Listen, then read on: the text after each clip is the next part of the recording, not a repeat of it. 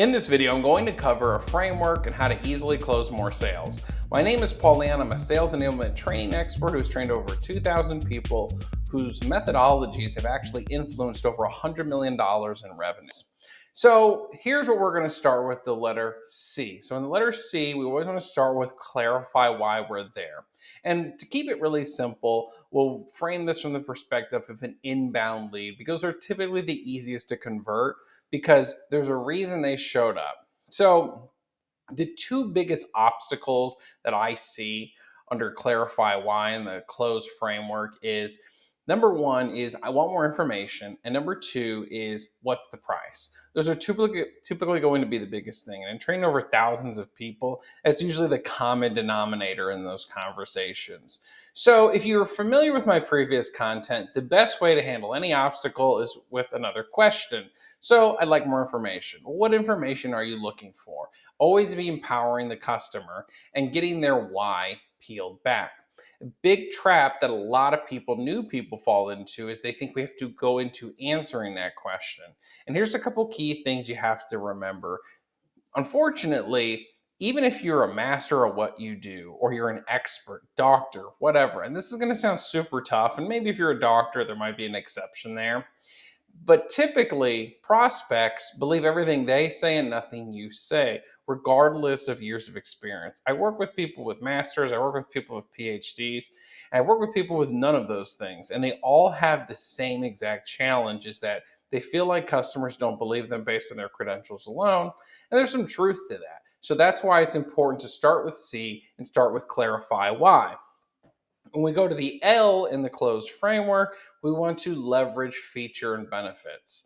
So there is an old saying, idiom, that a salesperson with strong selling skills can outdo a product person. And I actually do personally believe that. My old mentor, where we would go on consultations to sell $2,500 tickets to training, that would be something that would really resonate with people. So what I'm going to say next is not to discount anything my old mentor taught me, but I want to level it up. So, original statement, a person who has strong selling skills can outsell a person with all the product knowledge in the world. Now, I do believe that on some level, and I'm going to level up that statement by saying this. A person with strong selling skills and product knowledge in terms of how to identify which features and benefits can help the customer, help the prospect, is unstoppable.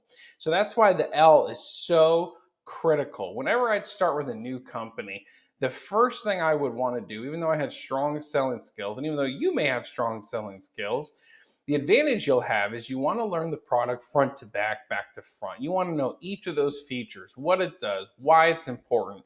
And the more intricate the product, the more time you'll need to invest. Like just today, I had spent over 4 hours on online learning modules with a product.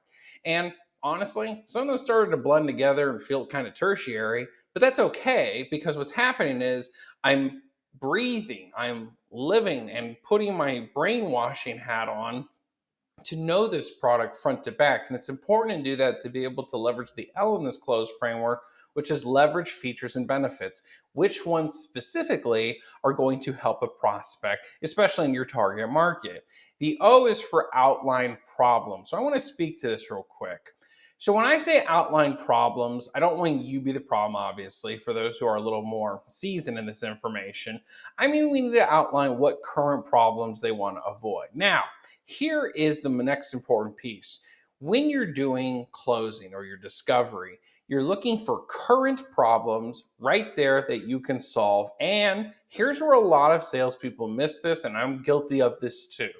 You want to look for future problems too. Here's why. Because if you can pull stuff to help them avoid into the future, it allows your price via in the proposal stage to not be as big of a shock because of how good of a consultant you are. Now, we can always do discussions on price, and I might make a separate video on that in the future.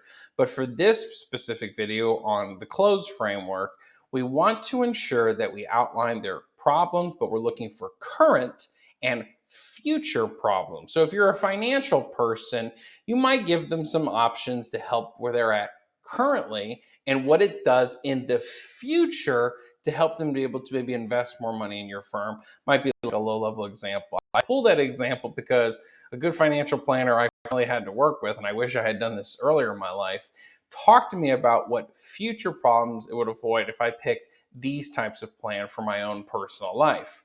So the S is solutions to problems. So not only do we want to outline the problems looking for current and future, we need to know what solutions we can specifically bring to each problem, which is why I had mentioned earlier the importance of leveraging the features and benefits of the product. So again, we'll go back with that one example. He said, this is how it will help you financially to take this package. And he said, from this date range into that date range. And it could be a trinket or something else that possibly you're selling. But whatever it is, that's fine. Okay. But what is important is that you know the specifics and be able to listen and identify. So you always have that knowledge of feature and benefits as your card. For example, when I was growing up, I used to be into this show Yu-Gi-Oh! And there was always magic cards, there were trap cards, and there were monster cards. So you always want to make sure you have your trap cards, as they call it, where it's like, oh, okay, I see you had this specific problem. Well, this actually, trap card, is actually a solution to that. So the last one, and this is one that I think we really want to embrace here, is you want to easily help them buy. That's the E in the closed framework. And I really think of all the letters in this framework, easily help them buy is probably the most important one. And sometimes, a lot of the times in my training and other trainings I attend, they'll talk about financing, especially with big high ticket items. Not because they're trying to make money at all on like credit. That's not the point. They do it because financing is directly connected to help people easily buy. So if what you're doing, whatever it may be, what you should obsess about, and I obsess about, is being able to find ways to make it transactionally possible, easily as possible for them just to give you money so they can just feel like they have their solution faster.